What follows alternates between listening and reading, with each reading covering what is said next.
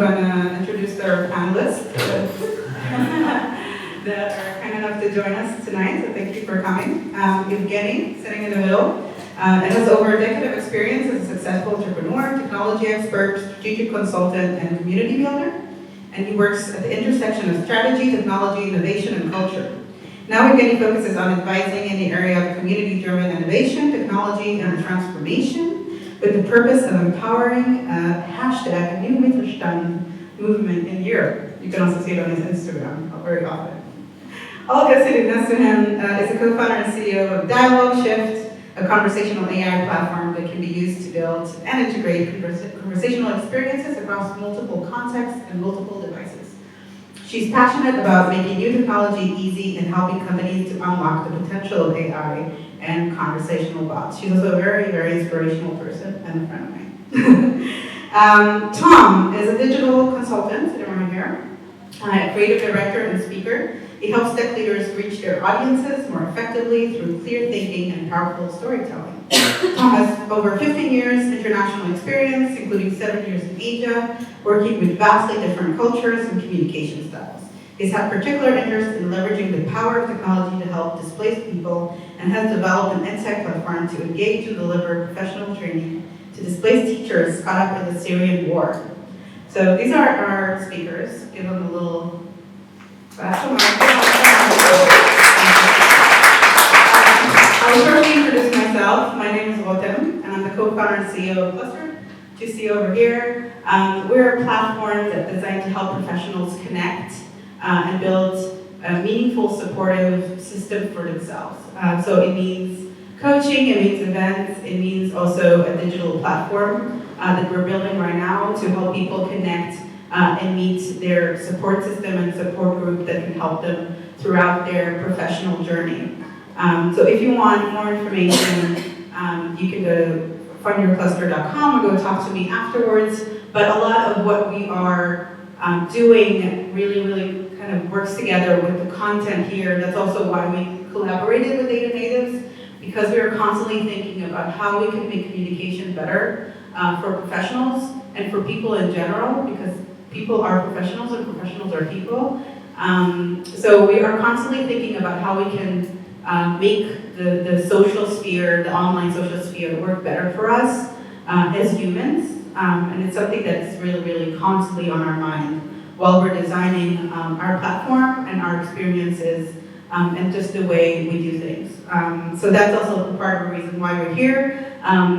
It's also just, like, for me, it's a great learning that I can talk to these awesome people and ask them what they think and can use it later. So that's awesome. We'd love for you to just go a little bit and tell us a little bit about yourself, what you do, and how it relates to the topic.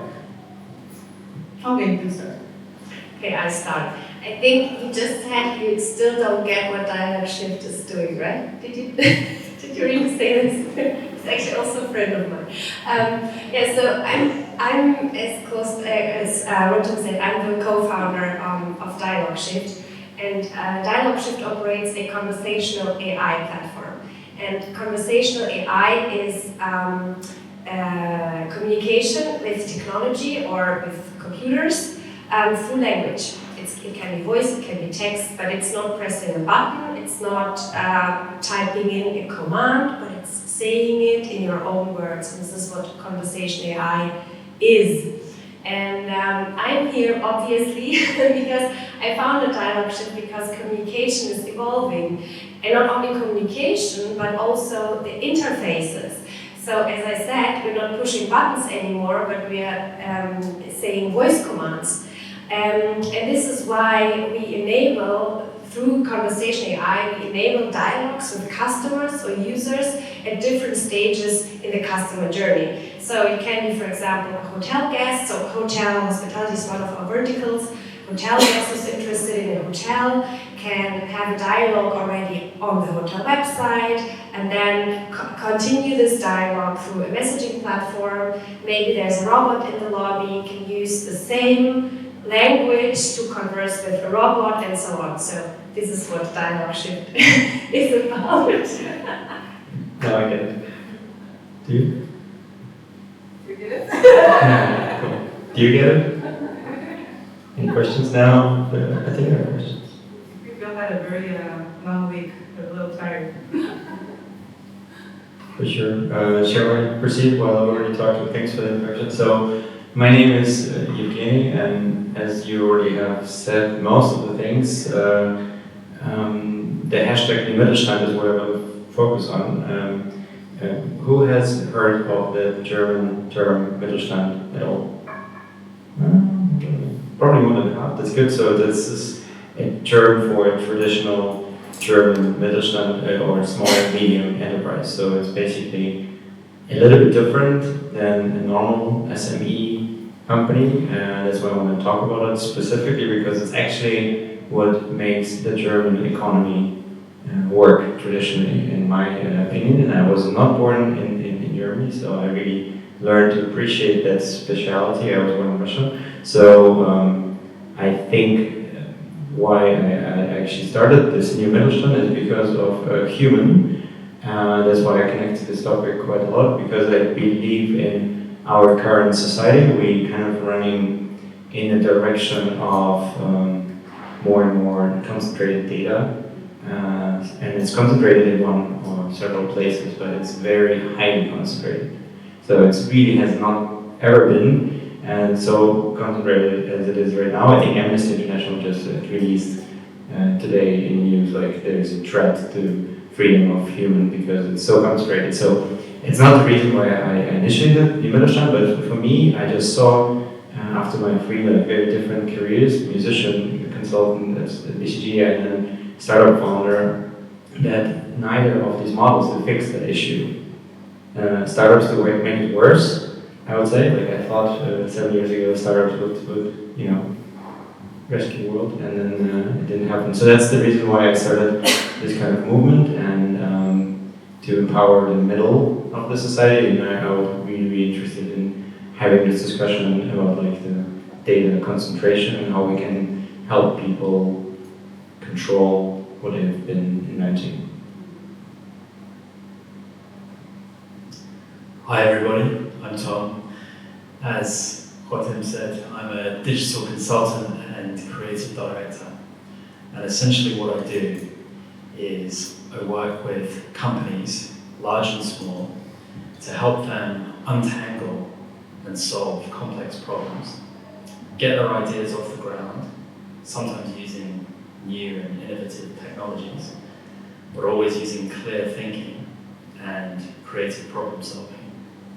And then on the creative side, I help them to tell their stories in an engaging, powerful way to the rest of the world. So I work with some very interesting people in some very interesting and diverse situations, including conflict zones. And as previously mentioned, I helped a couple of NGOs to launch an educational technology platform to help reach displaced Syrian teachers who had been affected by the war. And whilst I think that digital technology can be incredibly helpful and incredibly powerful, I'm also a bit of a technology agnostic, because there are some situations where the most advanced technology is not appropriate or deliverable or affordable. And that's certainly the case in low resource environments like a conflict zone. So one thing, and the other side of that equation is that I'm interested in how human beings fit into the increasingly complex world of technology. And whilst I think technology can augment what it is to be human, it's humans first. That's kind of my view, and that's really why I wanted to participate in this discussion. Humans first, I love it. By the way, I want you to feel free to, if you have questions during the conversation, you can just raise your hand. There's no, we're going to try to do like an open format where we're going to have the audience participate, because I feel like waiting for the end for questions is just, it's not very dynamic and organic. So if you have any questions that you want to ask or something that you want to raise to discussion, please do it. So it's something that I noticed when I came in. or like when people started to show up, that takes us right to the beginning of this discussion, is maybe it was because of the chairs, but most people just sat down and just went through their phones. And there were like a bunch of people here where most people just did not communicate with each other and just like, it's not shaming, it's okay, we all do this. But it's just really amazing how like, you put people together and people go to their phones. So we live in a highly digital world, like everything is digital. I just like went to London, everything I did was just with a card. I didn't have to talk to anyone, I didn't have to ask anyone. I used my phone to navigate and my card to pay for things. And some things you don't even, like there are all these like cafes that you don't even have anyone prepare the food for you anymore. Everything is already prepared and you just pay a machine and you go. And there's like zero interaction with people. So customer relationships are digital and business channels are digital and everything is just kind of fast-tracked, and there are a lot of things that kind of save us the trouble of communicating. We don't even have to call the restaurant anymore to do a food order. We prefer the apps and we prefer the Ubers and everything that does kind of minimize our interaction with people, which is sometimes amazing, and sometimes we really don't want to interact with people. That's also great.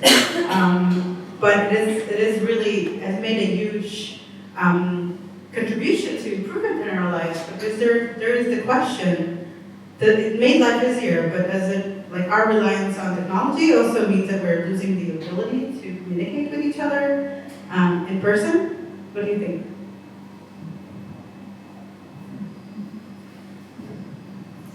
I think yes. Yeah. And I think one reason for this, I think it's getting better, because one reason for this is this what you just described, it's actually very new. And it wasn't this way 7 or even 5 years ago. It's becoming very extreme. And we as humans, we also react to that. So maybe we are at the moment at the stage we are super distracted all the time. We check our phones, Instagram, we do orders through apps, and everything is digital.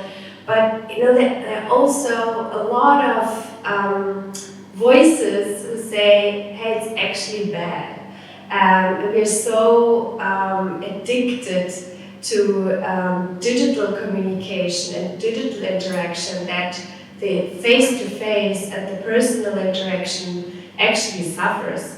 And there's a research on that face-to-face communication has the quality and also the quantity has reduced the more we started using messaging apps, social media, and so on.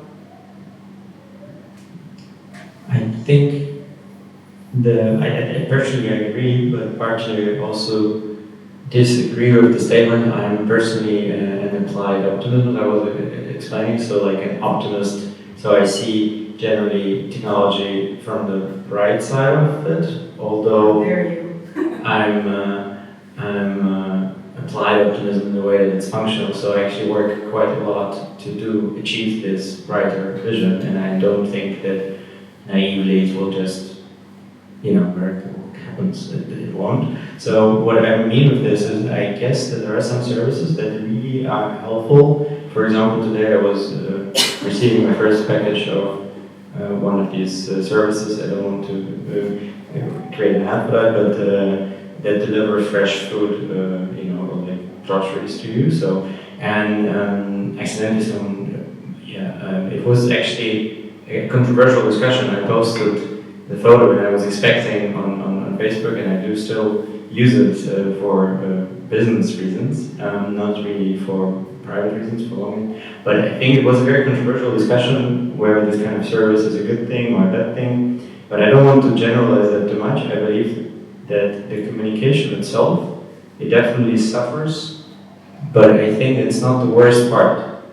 I think there's a lot of good in all these services if they are applied correctly. I think what is the worst part of what we do is that we don't know what we really are or want, because the technology communication overlays, and it's so intense that we often don't have the bandwidth to really think for ourselves.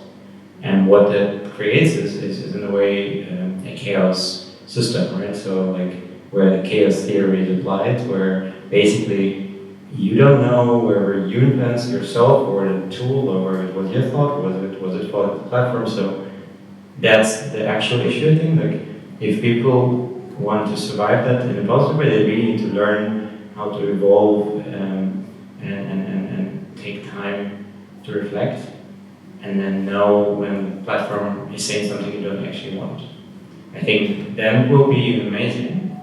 But if the technology will drive the human, then it will be a disaster. So both options do exist.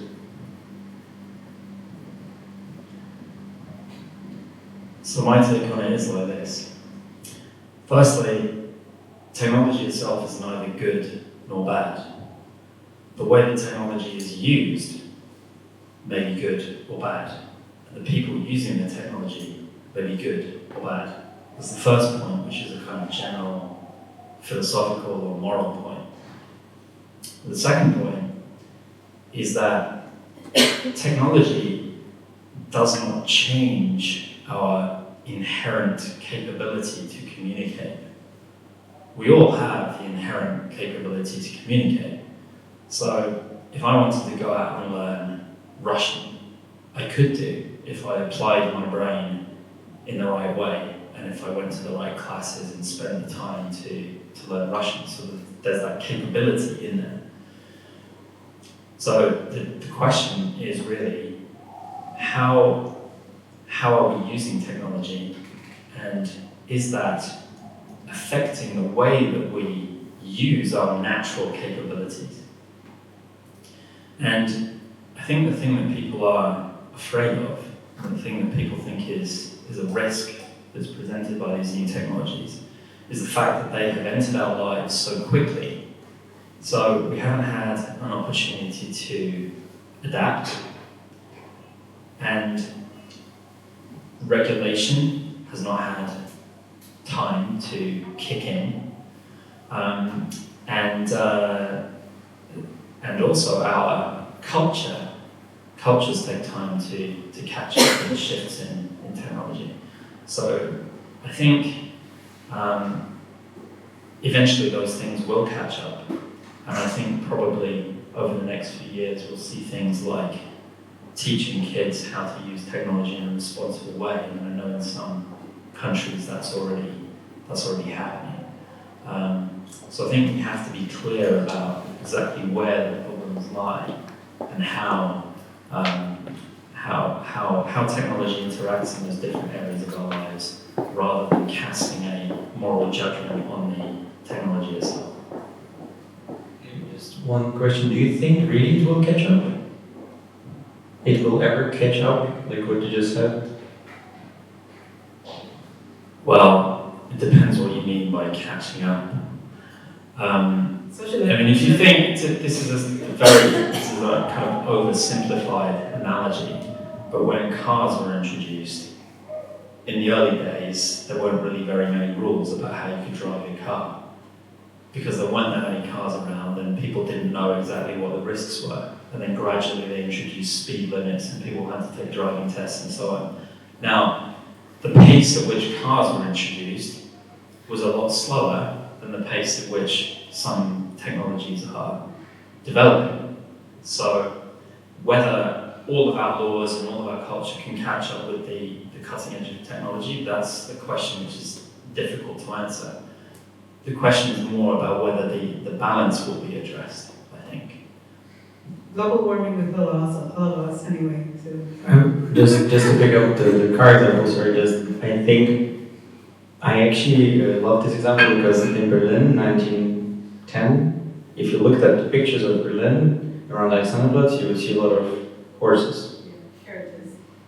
And 10 years later, you would see all the cars driving. So the change wasn't that slow. Like, the change was quite dramatic. And if you compare what it did to transportation, was massive. Like, it really changed everything. But I think we live right now in a world, that's why I was asking a question, where our narrative is really purely growth. And right now with the technology, it's because it's not physical, like car is a physical thing, technology is virtual, so it grows exponentially if we have the right devices. So if we do not change the narrative, I'm absolutely sure it will never catch up. Yeah, exponential growth is a part of the problem. It is Part of the problem in our industry in Yeah. general, startups and the... Precisely. That's the reason why I do focus on the Mittelstand, because they do understand sustainable growth, and they did always, but now they struggle with different things. But the idea that it will catch up will only work if we do work on that idea. And how it does work, I think, if we change the narrative. And I think that, like, especially if you're a storyteller, I think you can definitely help us all shaping this, because we all are in this mess we created. And I think there's a huge potential if we change the way we tell this story and the economy adjusts into being progress oriented and not like pure growth oriented, but a balance between progress and growth. And I'm not advocating for against economy, just advocating for balance. I just wanted to add something to your comment, because you said we have an inherent capability to communicate, and I would really question that.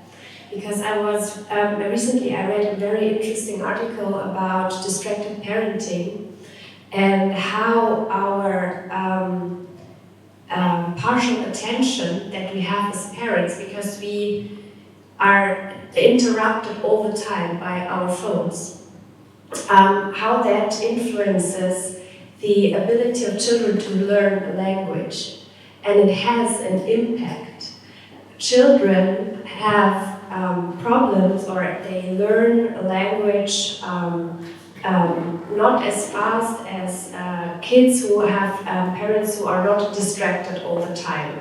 The reason is because kids learn language through responsive communication, so it gets ping pong, ping pong. And if you disrupt this cue and say, oh, wait a second, I just finished my email, and then you come back, okay, so where was it again? And this is how we communicate nowadays. Maybe it's just me, I don't know, but this is really something that bothers me, because we communicate in a very interruptive way all the time, and it really affects our human ability and capability to communicate and to listen. But the problem is not technology itself, and this is what I want to add. It's the use of it, it's how we use it. So the technology, as I said, is not bad, not good. Yeah, but I think the technology is also built to exploit our challenges and our sensitivities. That's the thing. Yeah. I just wanted to clarify something. I was talking about our innate capabilities, and I wasn't saying that technology can't diminish our skills in certain areas, because it can. And it can also certainly diminish our attention spans, definitely. And I share your concerns about the impact of technology on kids' actual learning of languages. But my point really was that technology doesn't affect our potential, it may affect our performance, which is a subtle but important distinction. Exactly, just there are a few questions we'll get to in a second. Just one comment. I think the technology is also, just wanted to make sure we are on the same page. There's a great, to plug it in here, like techpledge.org, where you can read a work of 150 thinkers, doers, philosophers we've done in Copenhagen a few months back, that what it means to be a responsible tech leader. And I think technology is something we built in this we co-created here, there, like it's something we do. So if the narrative we do it to win is growth and no one controls and makes policies, as was said, then obviously an entrepreneur will do the best out of it. But an entrepreneur who is a responsible human being will not. And I think it's a bit of an ethical question where we live right now, because there is millions of ways to do it wrong, and there's a few to do it right. And if you, I'm sure who read the book from Jern, who is a Wikipedia founder who owns the future, he talks about how you could do it, and everyone knows it. Not everyone follows the good principles, good design. Accountability is an issue, and I think that's why we did this tech pledge, for example, to make ourselves accountable, because politicians are too slow to do that. So we're working with them to help them, because that's also our accountability to help them to help us. Yeah, but it's also venture capital that is shaping how technology But, looks like. Yeah, we deconstructed everything except the growth narrative and economy, and that leads to certain damage. And it's not technology that does that, it's that we have deconstructed our innate human abilities and only left us with the bad part of the growth narrative and the economy strive to grow. This is really stupid. As we humans, we are stupid to do so, but hopefully we'll fix this as a humanity. There was a question? Yes. I can speak like this. Yeah. So, you can hear me? Yeah. So, all of you mentioned the idea of catching up. I guess referring to culture catching up. I'm a little bit confused about what is catching up, because I think the fact that we're sitting here having this discussion and the fact that you're doing the kind of projects that you're doing all suggests that culture doesn't need to catch up, it's way ahead of us. So are you talking about the legal framework, the ethical framework, or what is that need to catch up? And also, I think it seems to me a lot of efforts in kind of modern technology such as is not catching up, but to bring it back, to bring whatever that's ahead of us back. So again, the question is, what do you mean by catching up? What needs to catch up? Yeah, hello. Is it working? We can hear you still. It's still in. Okay. Oh. Right, okay, here we go, back to this one. Thanks. Alright, so firstly, don't take the catching up metaphor too literally, because normally when we use the word catching up, we think of two players racing each other, like it's on a line. But when you're talking about technology, it's not a linear thing. It's a multi-dimensional thing that touches our lives and our society and our culture and our brains in many, many, many different ways. So it's not a perfect metaphor. But to give you one very, very simple example, another example from older technology.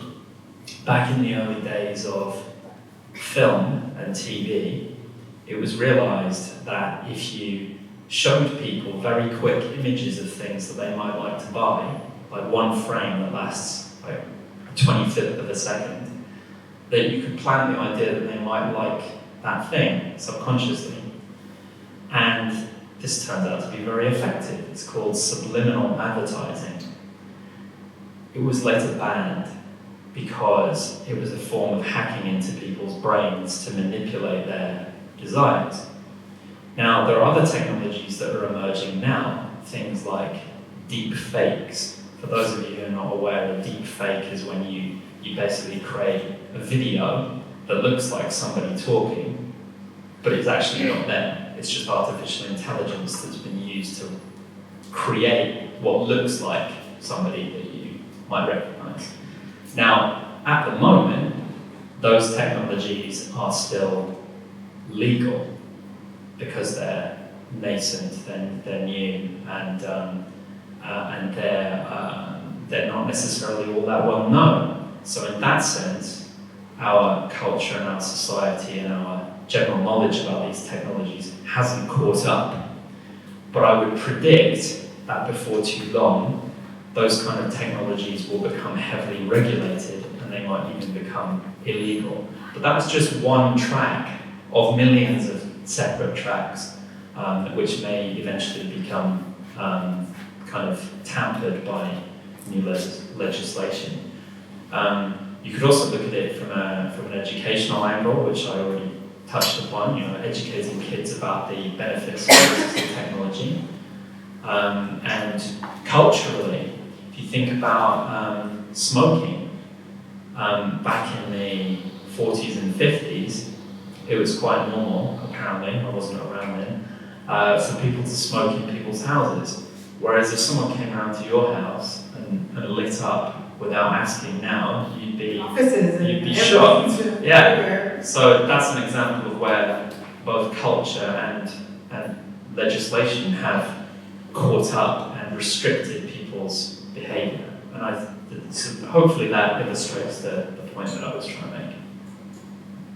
Just one addition to the point of the culture you said. I think culture is not ahead of us, and we are not ahead of the culture.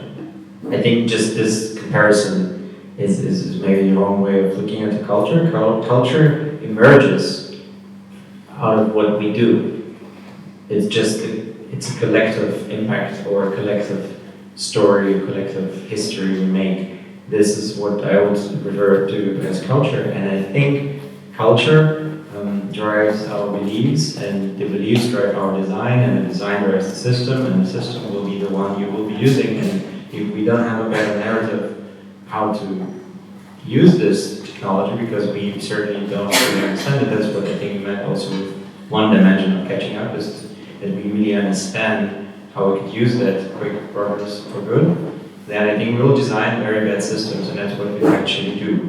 The systems that you use, that we use all the time, I use all the time, knowing that they are not designed for human. Like there's a great human center of technology. If you know that, like, talking about like this impact and how difficult it is to communicate that it's bad for you, it's time bad spent. Like they did the time well spent first. Like it's so hard to explain, but basically the subliminal content you mentioned is exactly what Facebook is designed for, and it's manipulative, and if you are not aware of it, and a lot of people are certainly not aware of it, then they need to catch up to be aware of it, and then they might stop using it, or might control what it does, at least. Yeah. Yeah, also a little bit related to this catching up, or wanting to pull this back to what was mentioned in your introduction about the data concentration. Like even with cars, I've been hit by a car twice. Wheels never caught up. Bikes and cars don't fit on the road together. Each time I can say, you did that, and say, okay, this is a design flaw in this intersection. But I also say that the second time, only reason I'm still here, some miracle acrobatics. And I will say that instance really does show me how much of my brain is subconscious. And this is the data that AI is collecting. It is not 10% of my brain is subconscious. It is such an immensely powerful machinery of which I could look at that intersection and say, okay, this is why the car can see me, these parts of cars have bigger reflectors than the bike. But I have no idea how I jumped off my bike that high up. So, and I really feel like with the AI and the data concentration, actually my question started off with communication. I feel like we spend less time looking at people than AI spends looking at people and interacting with them. And I'm kind of doing like some comments on like this level. Just to start off, now. First of all, sorry for this accident. This is it's good to have you here and to have that conversation, because you might have a very interesting perspective. So I'm glad you're lucky, because it's certainly not something that we all experience. So I have no clue how you felt about it, to be honest.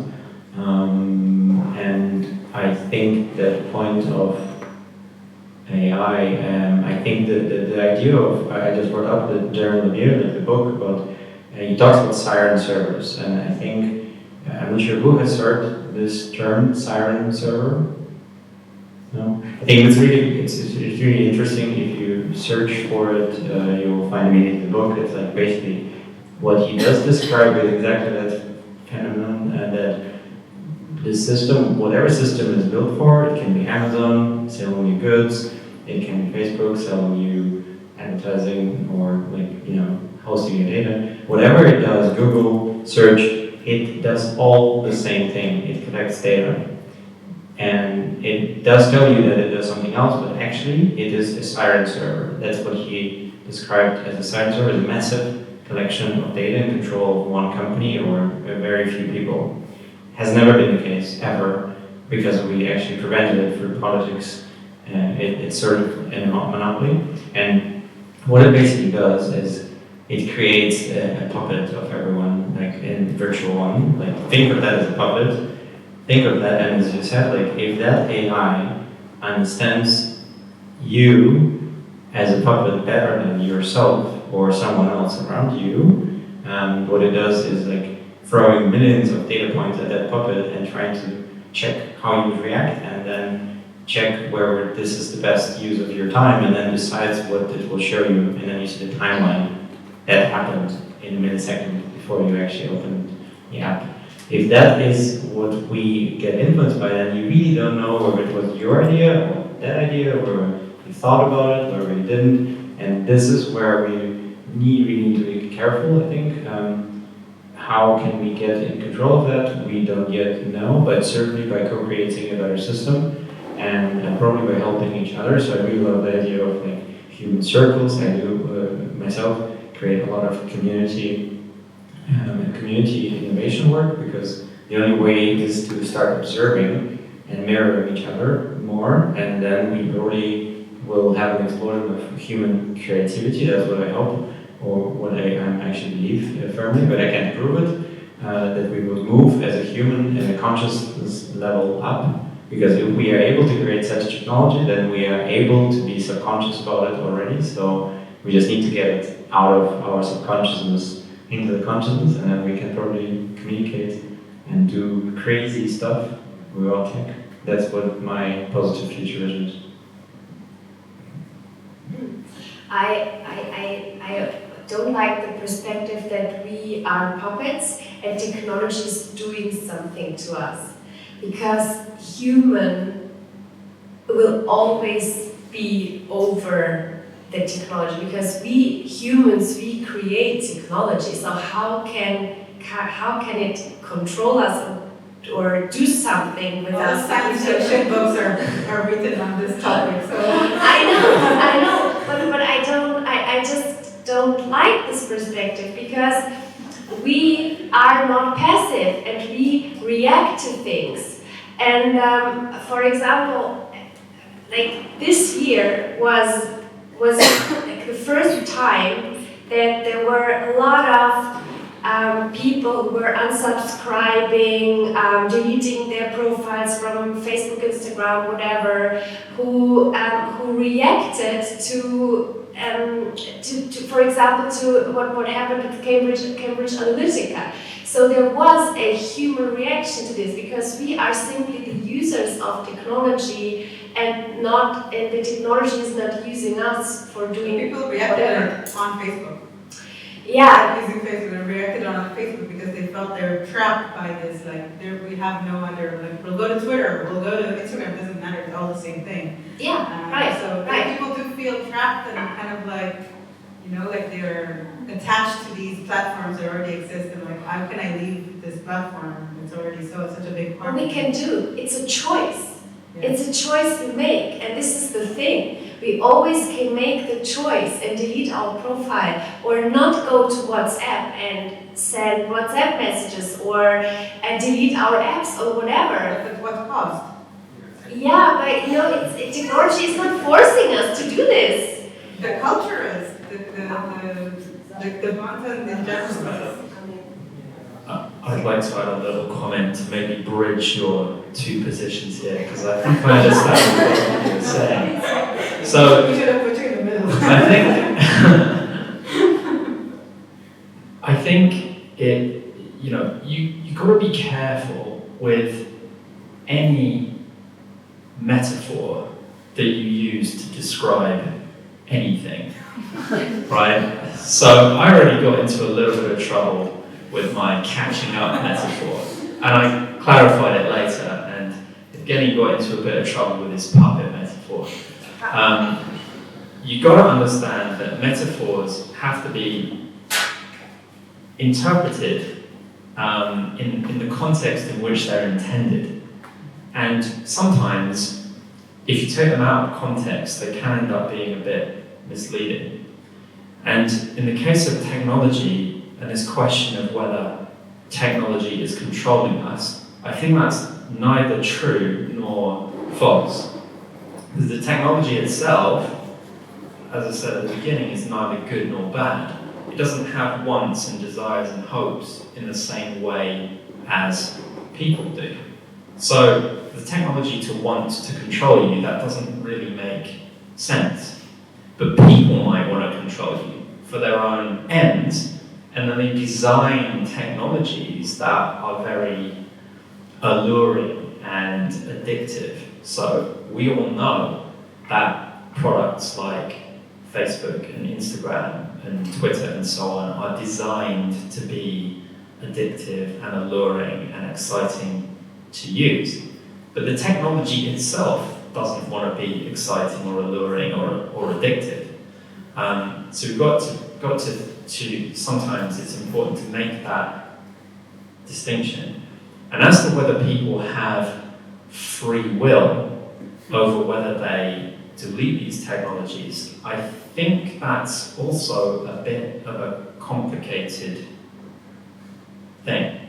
Because if someone's genuinely addicted to something, whether it's cigarettes or alcohol or Instagram, something has happened in their brain or something has happened in their physiology. And anybody who's been down to Kouris tour knows that there are people who would probably like to get off all kinds of dodgy things, but they can't because they're hooked on them. So it's not always as simple as just switching it off. And another thing that society might need to catch up on, and I'm using this in scare quotes now, is providing better help to people who want to get off these products, people who are maybe less aware of the risks or less aware of how these technologies can kind of hack our brain stems. Yeah, thanks for putting this perspective, the middle one, and I just want to add one more comment before there are more questions. The puppet metaphor I still want to clarify as well. I think for us, like as we speak, what I can add value with is to make things that are thinkable and a bit more imaginable. And if there are a lot of abstract things we talk about, data and everything, it's so abstract. But if you use a metaphor, it has a downside of making it very imaginable. So you imagine something, and in the context, as you said rightfully, of Facebook or Google, it's 100% true because it absolutely represents a simple picture of how that technology works. Every profile for them is a little puppet of yourself because it's certainly not you. And I didn't want to compare a human to a puppet. I just said that for them you are one data puppet with a lot of data, and it's all in one bucket in a server or several servers. And the puppet makes it very visual, but then what they really do, they run millions of you in the millisecond, and that's just really experiment without your consent. And I think that is not a very good way of using your data or our data. And if you are not fully aware of it, then it's just wrong. So either you be transparent and take accountability and say, exactly explain how that works. And I think what we need is that regulation that needs to catch up to say there's two things. First, if you have a data breach, there has to be a hotline where you can call and ask for fireware, like someone who will come, like a fireman, and fix it. And the second thing is there has to be algorithm certification. Like we certify cars to be secure. We don't certify algorithms, and we, I think, discussed these points. I think these points do really make sense. How we talk, yeah, but exactly. But we were having this discussion with politicians, so it's sometimes interesting what makes sense, what doesn't. I don't know exactly what will work, but we certainly need to catch up in that precise area. And as soon as it will be written in the law or in the regulation, people can read it and then get conscious about that. So yeah, sorry, no, I think. Yes. So partly you answered my, because I had an objection because you all used the term technology as if technology was this monolith of 2001 Space Odyssey. So technology is a lot more. And first of all, it's not an entity, it's a means. So it's something provided by human to improve humanity in a way and society. But then it has many, many different approaches, because of course we can say that technology is a good thing, but has some technologies are a good thing that have positively impacted our society. But there is, for instance, the war technologies, weapon technologies, electronic weapons, or even biological weapons that really are part of technology. So there is, I would like to know what technologies are you thinking of in your particularly you are focusing on, and also I'd like to know this other thing, but about technology. It's made by humans, but it's mostly companies that are behind technology. So this is already a bias, because of course it's true what you said about the people unsubscribing, deleting their Facebook account, or maybe they are deleting the Facebook accounts because they're seeing the Cambridge Analytica documentary after binge watching Netflix. So if it's not something where it's a trap, it's a series of traps, it's not just one. Maybe we're deleting Facebook, but we're still binge watching Netflix or other things, or Instagram. So I'm guessing that there is also there was a book about the 24/7 consumer. So we are bound possibly to be 24/7 consumers, so that we are a society of asocial people, insomniac, because all this stuff. So, and I asked something you just said, it's a trap. So if I delete my Facebook account and I go to Netflix and there's the other big platform. Can you really imagine Living off the grid. an analogic life? Why do we have to do this? Why do we have to go back? Because we, humanity, and this is what distinguishes us from animals, for example, we humans, we can create innovation. Yeah. Why do we have to go back? Why do we have to turn the back on our innovation and say, I want to have an analog life? Why? Just buy, like we can just build better products. And for a simple reason that sometimes we only realize what we have created after. There are several things we have already messed up with in the past, So I do not believe that the ones who create are creating it for wrong intentions, but I do agree to you that technology is run by companies, and companies are run by human beings who might not be that accountable and responsible. And that means that the only threat we have is that it puts a very few people in control of billions of people without any control. Why control? How do they control the people? By knowing them better than themselves. How is that control?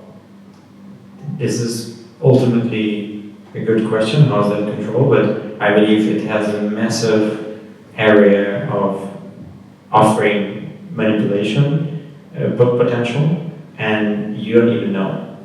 Like, and in the moment you don't know, I think that's where people have fear, and that's why people say, let's go back. Sometimes, I also wouldn't say that we should go back, but I would say that it certainly is needed sometimes to go back to go forward. And I think the way we do go forward right now is absolutely wrong. It doesn't mean that technology is bad. As I said, I think we just need to reflect how to do it better. We can. My view on it is that it's about informed consent. So the first part of that is informed. Do people know what they're engaging with and what the consequences would be? And consent is, do they actually give their permission for all of the things that are going on under the surface? Well, we're going to talk about Facebook. Yeah, okay. All right, well, in a minute, I've got some good examples for you, so stay tuned. Yeah, one more question and we're going to move on to the next topic. She was for a long time. Sorry, I can't speak too loud. I hope you can hear me. So I wanted to actually go back to the original question, which is, are we able to communicate worse based on this new technology? I'm guessing that means mostly mobile phones, but it could be anything. And I think, obviously it's something that we've all engaged with as a profession, and not only like us today, but also as like modern humans. I think this has come up again and again historically. If you look at like when museums started popping up, people were like, oh my God, like no one's ever going to travel again, and no one's going to have curiosity again, because why would you go to the pyramids in Giza when you could see the fake ones in London? And then it turns out people still travel, right? Or like when the telegram was invented, people were like, oh my God, these young people are just going to Morse code each other all day, like, no one's ever going to leave a room. But like we avoided that fate, so like we're fine. The internet, television, radio, we've had these conversations. It's always been like this narrative has always appeared. And I was wondering, is today, in your opinion, really exceptional? Is it really different? Or are we really, maybe we're just rehashing the same thing? Like how can we say this is different? I do think that things move faster today than they used to. I think that the speed of innovation and the speed that things are going are way quicker than they were 100 years ago. So I think we're not, like, the way we adapt to things is just, it's too quick. Like, sometimes it's like, oh wait, like we just got used to this thing. Like, for example, TikTok. Like, I'm like in my 30s and I have no idea what the thing is. Like, I gave up on trying to figure this out. And it already makes me feel old. But it's like, there's this whole generation, right? And I look at them, I'm like, oh, they're like on TikTok all day and I can't figure this out. But it's like, there's like all these things that you need to adapt to, and I feel like it makes you tired. I think that's true. I think that's true in a way, but I think there are other aspects in which it's not that true, because most of the world that we live in hasn't really changed that much in the last several hundred years. If you think about what houses look like, and what wheels look our needs like. haven't changed. Well, yeah, we're still humans, aren't we? Yeah. Think about Maslow's connection, pyramid and all we that. need a roof over our heads. Yeah, of course, yeah. Those basic things haven't changed, and the basic principles of architecture haven't changed that much. But yeah, if we look at that digital layer of our lives, yeah, obviously that's evolving extraordinarily rapidly. But if you look at the other layers, they're not really changing that much. Not changing as fast anyway. It's a lot of information though, right? Like how much information is out there and how data is Sure, yeah. What I'm saying is that if you switch that digital layer off, which you could do, or you could certainly do it in some areas of your life, then you'd find that things aren't really changing that as quickly as you thought they were, I think. You'll have like junkies in the street who are like, where's my technology? Yeah, no, you would, probably. Not knowing what to do with themselves. Yeah. Well, anyway, I just want to ask a question. Sasha, you had a question? I had actually 3 points that I would just like to add briefly to the conversation. First of all, taking the first one from your mentioning informed consent, I think one of the problems we have in tech is we are one of the few industries who has absolutely no code of professional conduct compared to for example, medicine, which goes back to the Nuremberg Code, for example, where informed consent is one of the key principles. And the second thing is interactive technology is basically all about changing human behavior, either informed or non-informed, and consented or non-consented. But it's a really massive scale behavioral intervention project, if you want to say so, that's going on there. And we are not, and third, the principles by which we build products. We need to look not only at the people doing this, but also at the systemic decision points.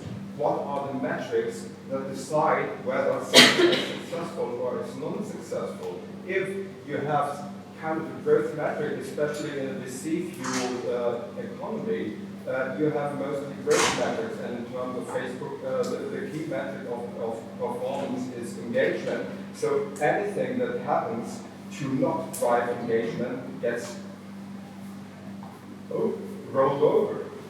And if you connect these dots, and that might add also that not all participation in technology is voluntary. Consider the use of artificial intelligence for within a justice system, which is already installed, for example, in the US, where you have systems that are actually not measuring the right things in order to make predictions, and thus are heavily biased, for example, or look at China.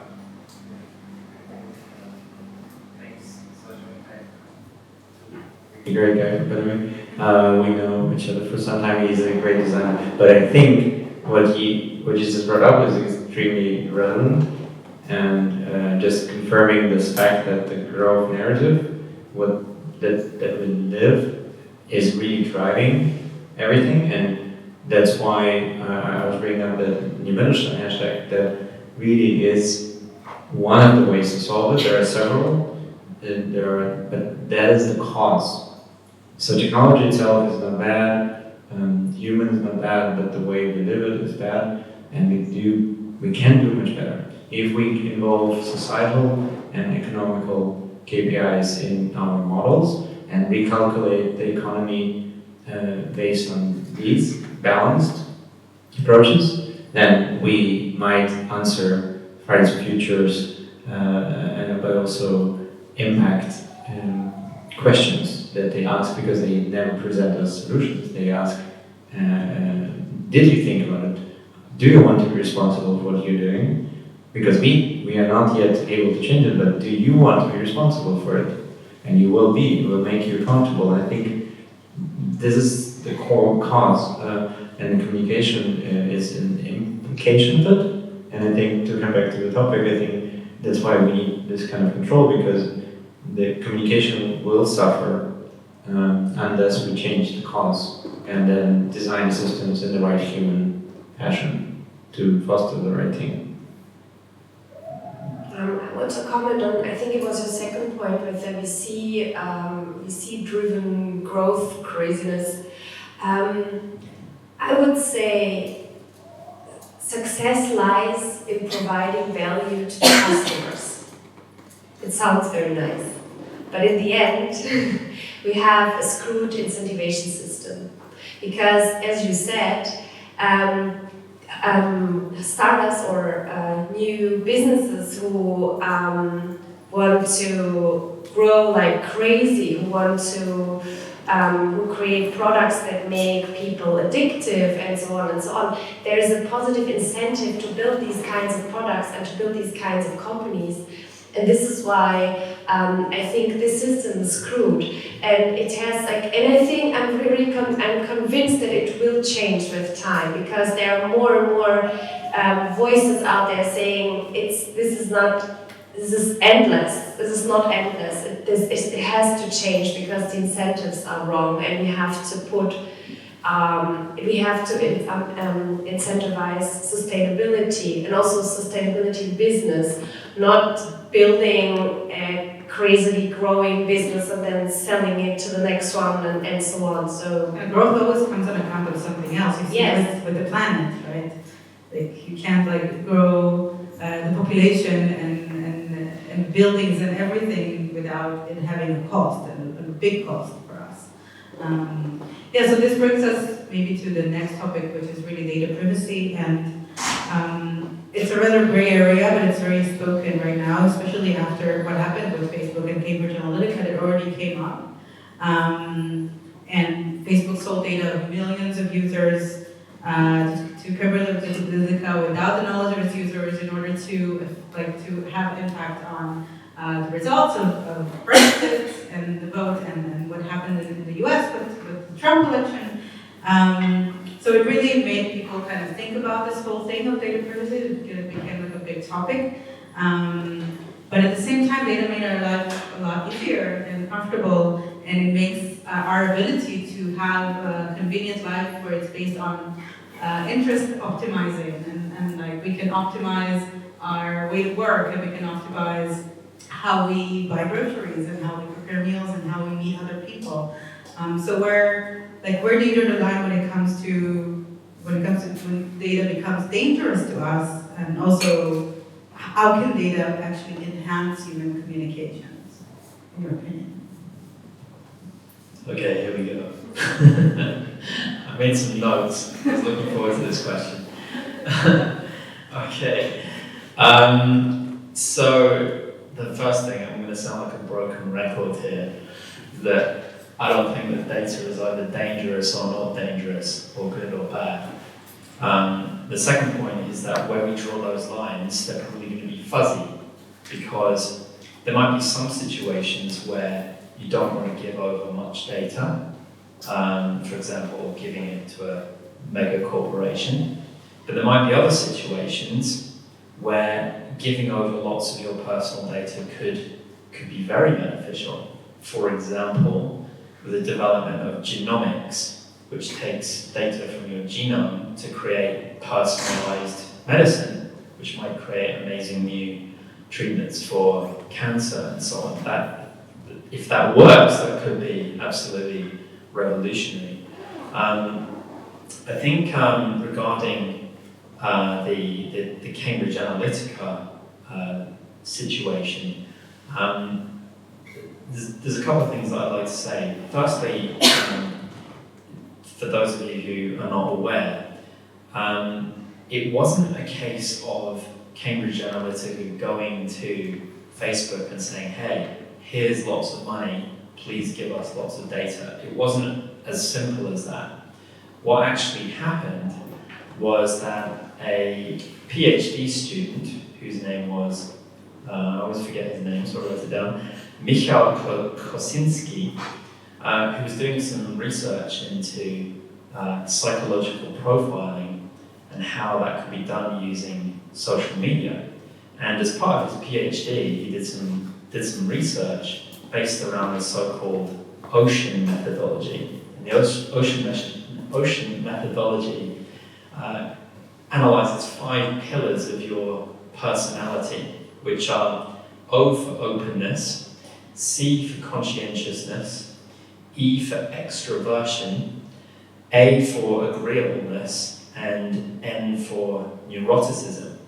And what he discovered is that by getting people to do a simple quiz on social media, he could create a very, very detailed psychological profile of users. And much to his surprise, it was getting shared around, and he was able to gather very, very, very, very detailed psychological profiles of the people who participated. And I've written down some numbers here because they really are amazing. So he discovered that with 68 likes, you could predict someone's skin color with 95% accuracy. You could also predict their sexual orientation with 88% accuracy, and their political affiliation with 85% accuracy. The same goes for things like intelligence, religion, how much people drink, and so on. It gets better.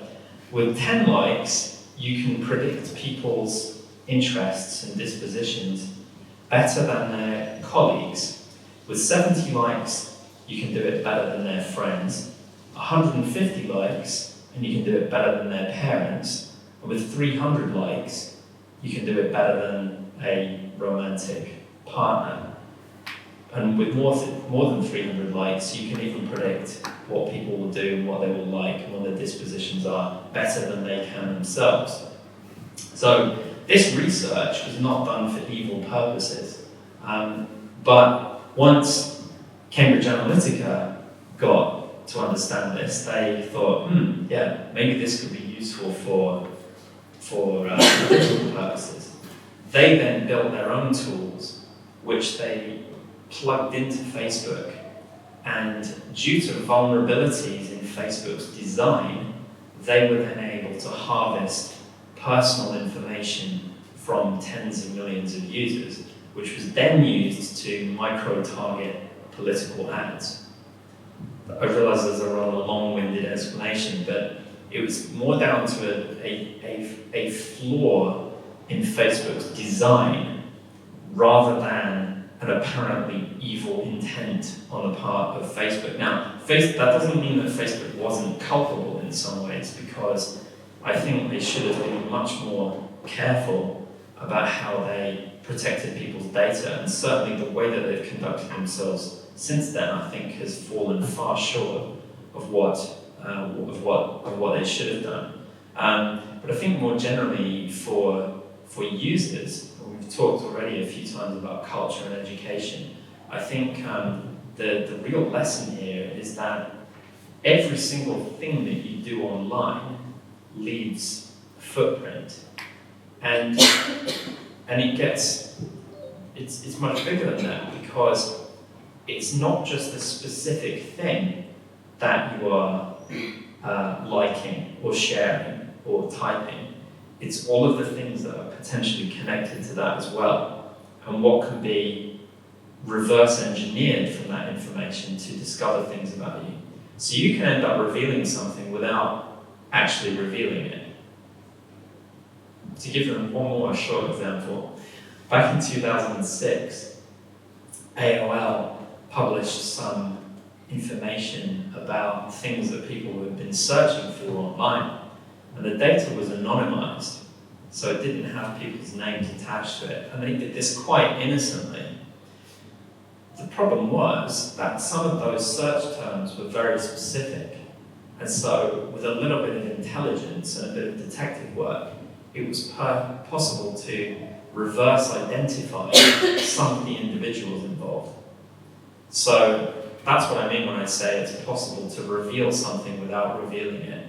And with the advent of AI, which is a lot better at processing large data sets very, very rapidly than human beings are, these possibilities quickly become extremely difficult or even impossible to predict. So be careful what you're sharing, to put it in a very brief nutshell.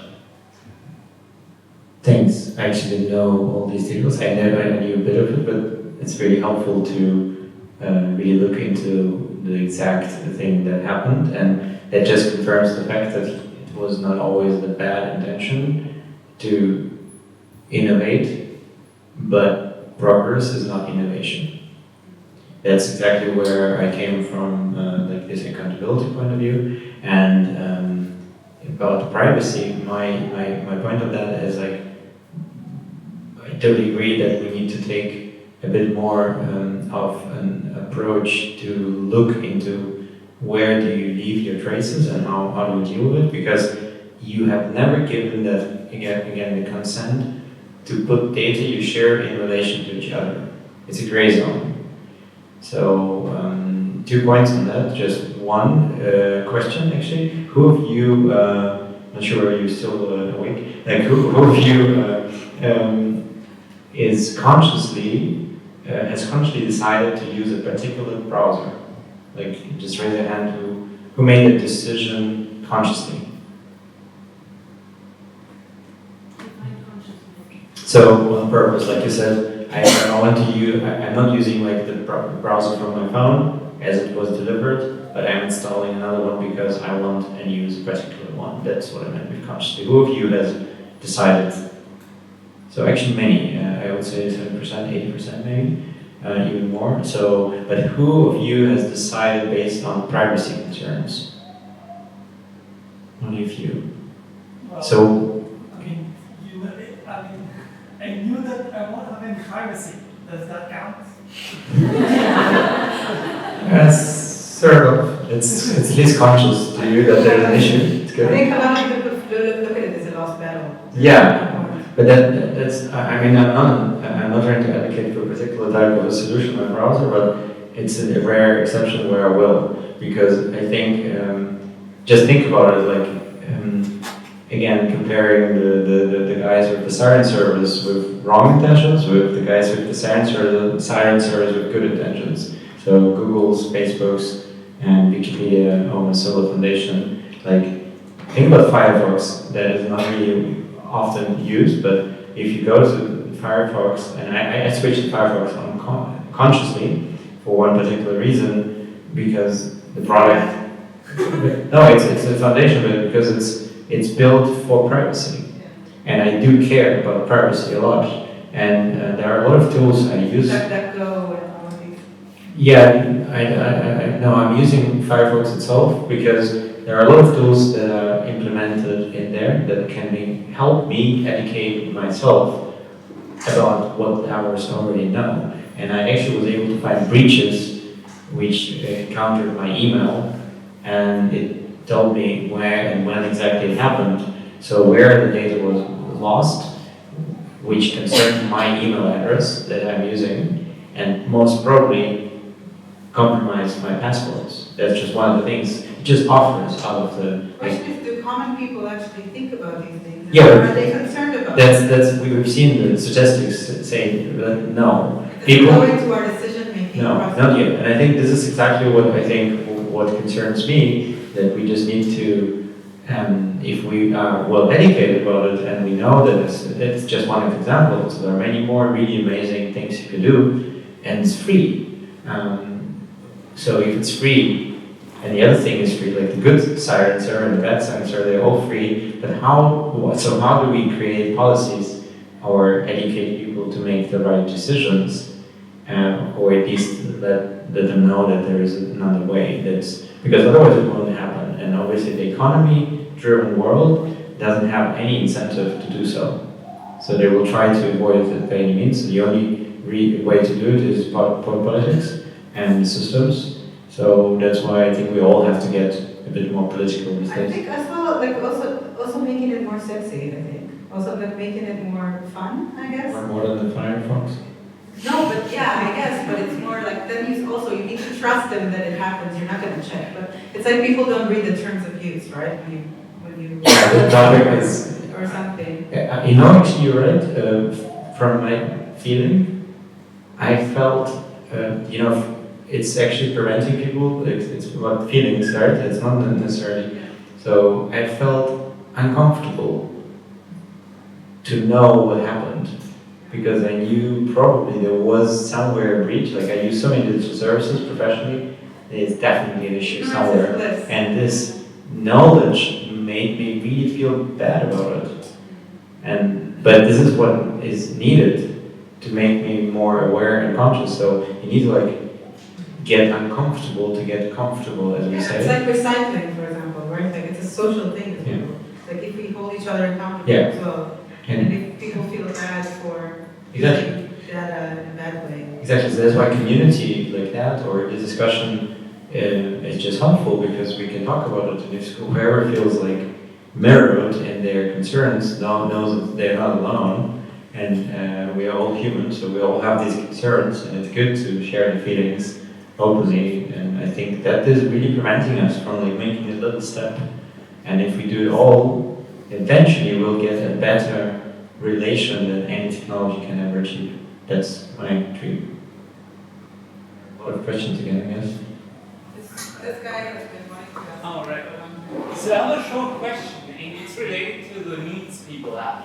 And I believe that many technologies have had a hold on people's lives because They provide an answer to a need that they have, like connect with friends overseas, family that lives on the other side of the world, very easily for free.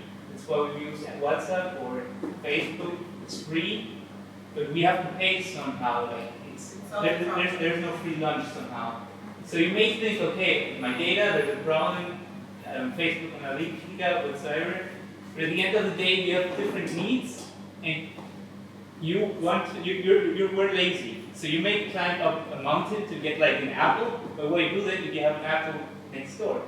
So you're just taking the easiest path. That's the way we work. It's the feelings part you're saying. So when it's coming to a societal thing, communities. So that's the thing that I've been lacking. Maybe you can get more into that, because at the end, that's the question. Are we just converging into like a global community, more or less, that is being defined by the giants that define the technologies, and at the end, more or less like narratives. So you have a big player, and they will define how you look at things. For example, Google. And they have so much power. You have so many tools that you can use by Google. You can do basically everything with them. But they're basically defining everything you do.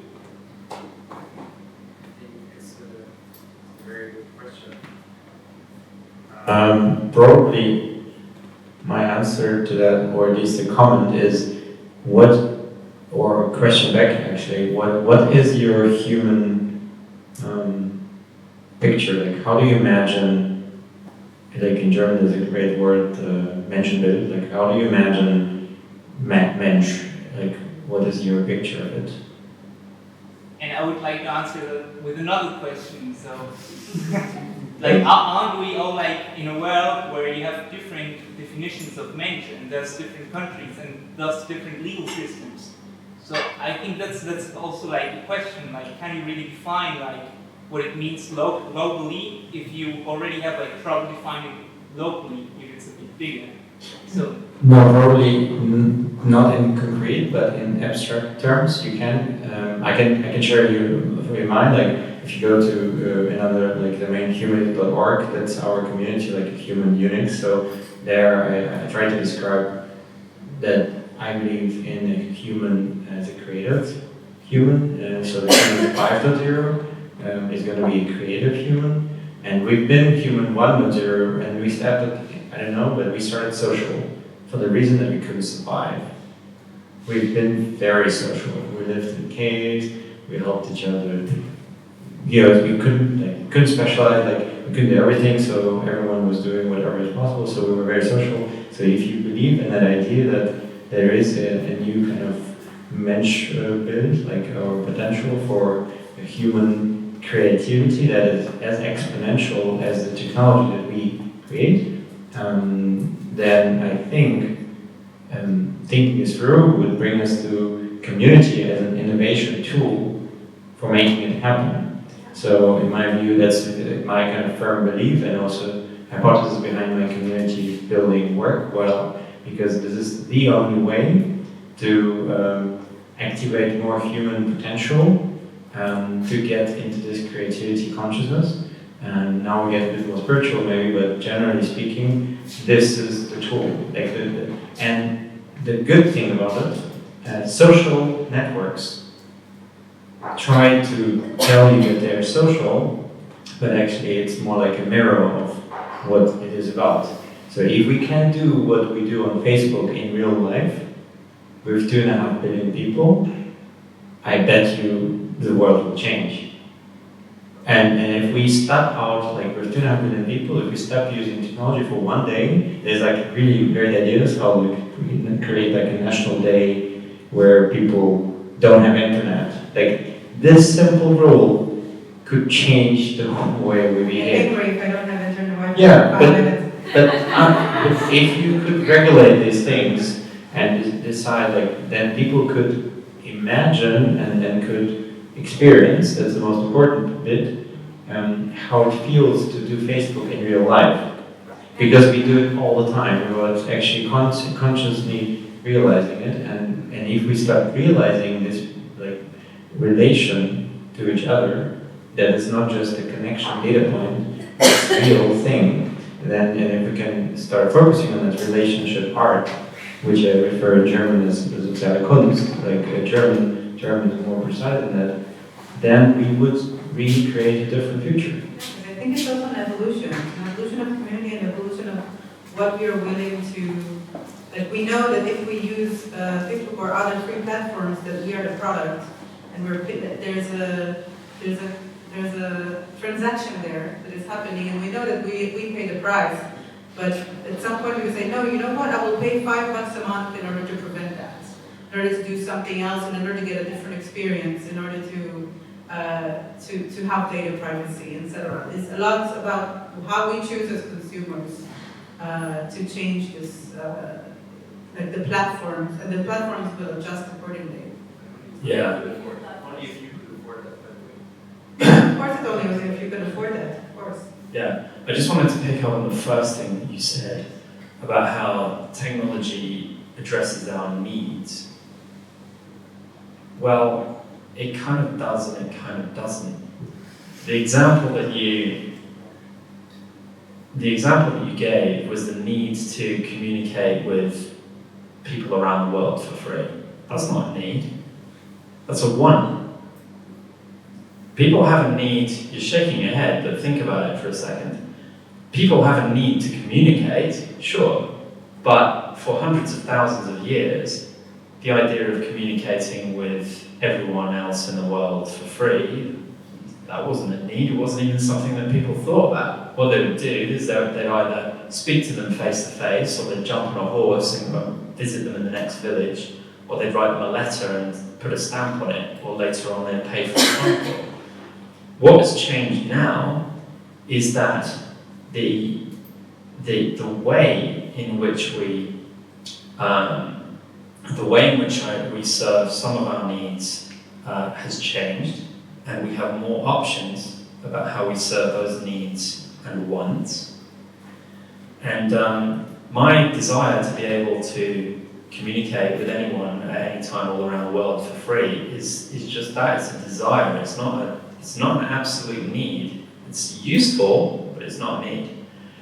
And the free thing is also misleading, because yes, the monetary cost of it might be €0 or £0 or 0 cents, but you're still paying for it in another way, and you're paying for it with your data.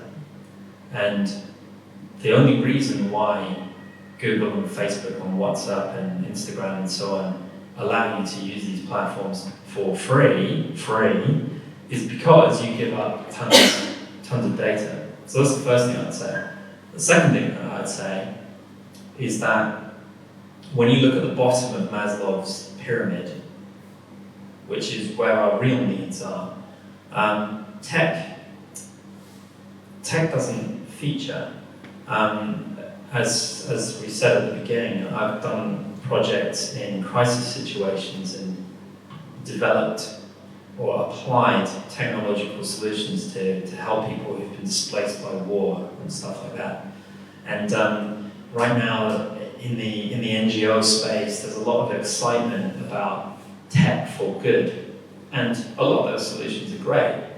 But sometimes what I like to say, to remind people that the bottom of Maslow's pyramid is the most important part of the pyramid is, and forgive my French, sometimes people just need a fucking blanket.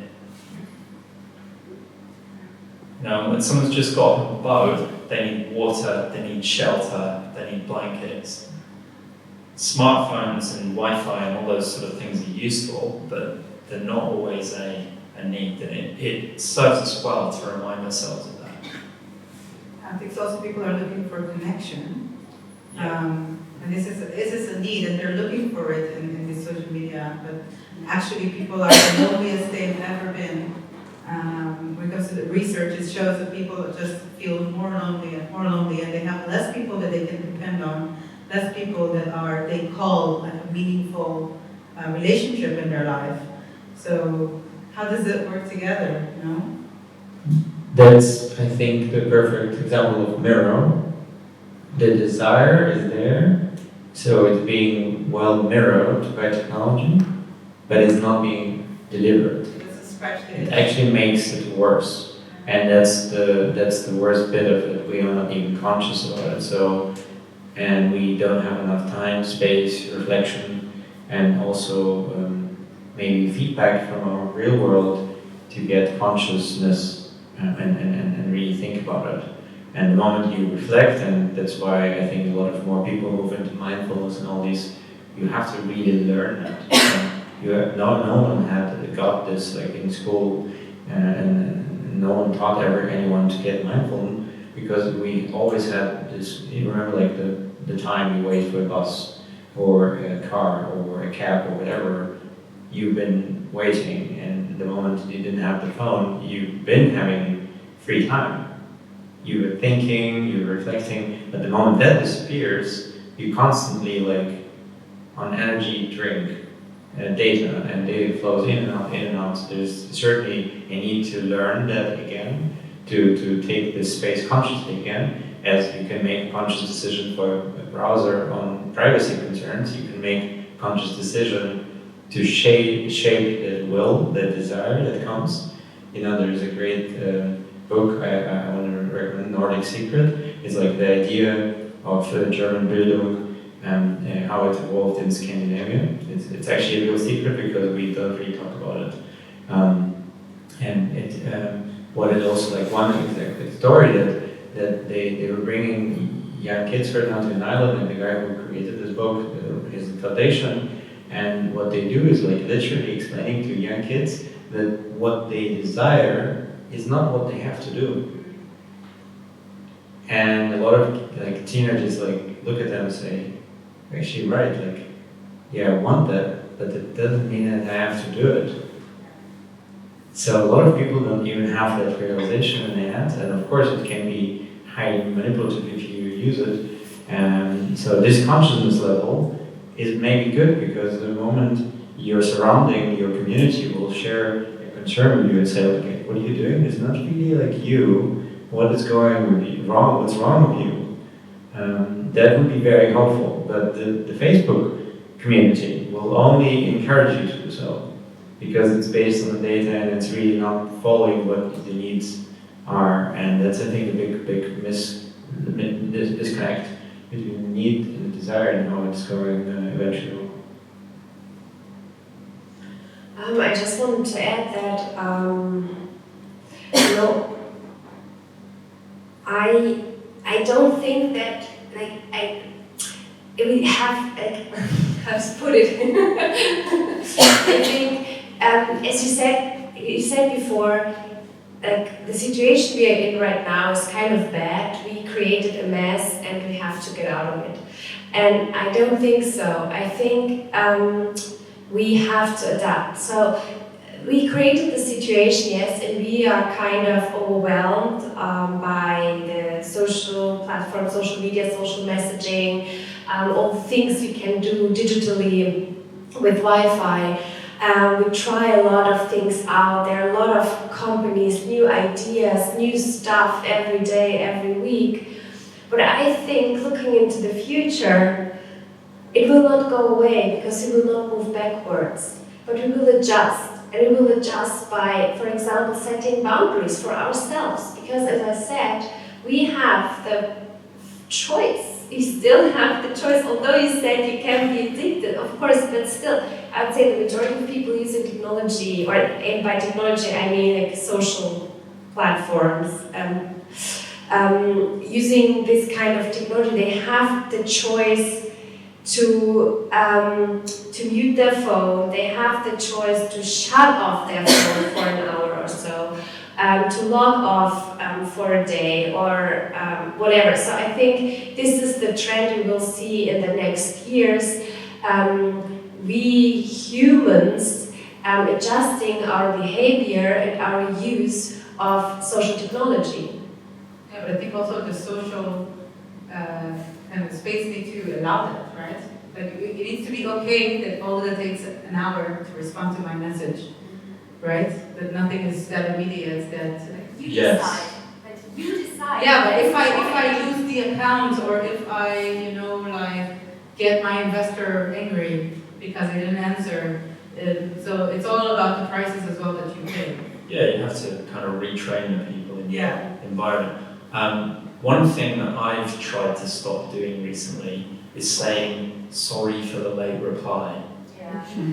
I mean, sometimes if I really drop the ball, then yeah, I might say that, but I've stopped saying it because if you keep saying sorry for the late reply, even if you reply like 2 hours, 3 hours later, 1 hour, one day after the messages come in, then you're reinforcing this idea that people should get instant replies and you should always be connected. So people do have the choice to recover mental territory in their day. I also recently bought a dumb phone and have tried, it's not always been super successful, to have that as my default contact method during the day. But to Olga's point about people having the choice, I totally agree. People have the choice about whether they go on social media or whether they use their phones and so on and so forth. The problem is not about whether they have the choice or not, it's about whether they want to and whether it is in their best, or whether their wants are aligned with their best interests. So just to clarify that, they might... Who decides that? Who decides that? Well, that's where it gets tricky, I think, because someone might know that they shouldn't be messing around on Facebook in the middle of the day.